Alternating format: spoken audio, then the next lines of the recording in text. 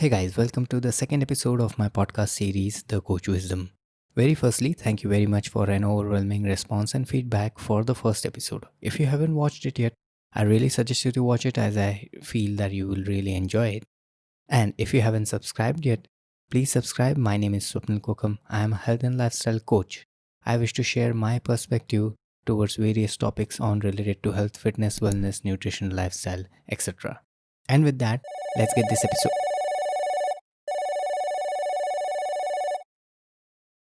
Oh, hi, sir. How are you doing? Hi, Swapnil. I cannot train because I have to go to the party. So I was thinking if we can train for extra hour because I'm going to be missing this session.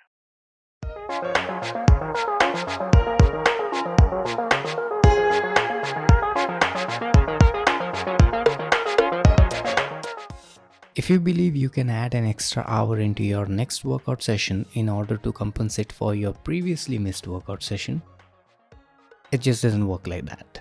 I believe this thought very much correlates with an impression with regards to a common misconception among a lot of people about an ideal workout duration or how long an average workout should be. On an average, an ideal average workout duration can be considered between 30 to 45 to 60 minutes. Oh, well, then what about that whole train more to get more results and no pain, no gain theory? Well, you don't grow while you train, rather, you grow when you train.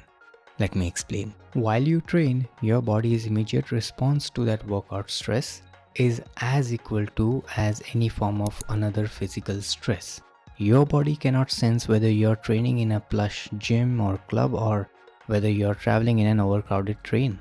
Hence, as a result, in order to deal with this stress, your body ends up generating stress hormones. Those are called cortisols. Well, then why workout, or what is a workout? Every fitness professional, every individual have their own definition towards workout.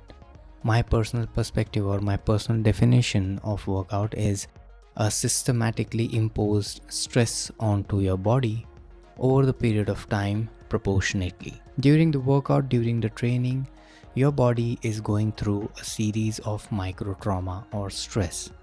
On a microscopic level, if you ever get to see this, you can literally see your muscle fibers are breaking.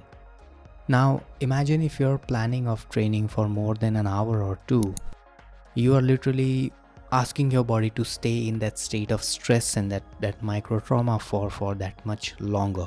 The other side of the story being, for the matter of fact, when you will be training or you are thinking of training for this longer, it is hardly possible to maintain that heart rate, to maintain that kind of a consistency or rhythm within your workout, which eventually is, at the end of the day, affect the kind of results you're expecting from that particular workout. Now, talking about cortisol, in addition to everything else, when your body releases cortisol for a prolonged duration, it may have an adverse effect. It really and easily affects your blood sugar level. It can spike up your blood sugar level. It can cause inflammation. It can obstruct the process of muscle tissue recovery and repair. One of the other aspects of training for a longer duration is that if you're thinking of keeping your workouts longer, the kind of nutrition, nourishment, rest, recovery you would require to recover from such kind of a training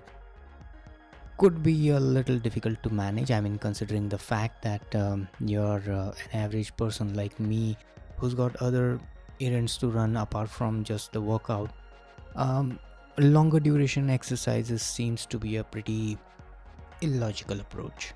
Whereas if you're thinking of a professional athlete, it's just a part of their job, it's part of their lifestyle to train, eat, rest, and repeat.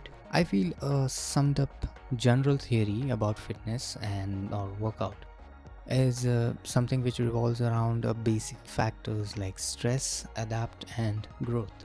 So if you end up on missing a workout session, please don't feel bad about it. Try to add some activities through your day like walk, taking a steps or stairs rather than taking elevator or escalator. Take care of your water intake. Make sure you're having your meals on the same time consistently. And make sure you're eating right food. And most importantly, take good rest. So with that, we bring this episode to the wrap. I hope this podcast was valuable enough. So if you think I have missed on something, or maybe if you would like to add something, please feel free to suggest or comment. If you got any suggestion, any kind of topic that I can talk upon, please go ahead and comment it, or reach out to me. I hope this podcast was valuable enough for you. And with that, take care.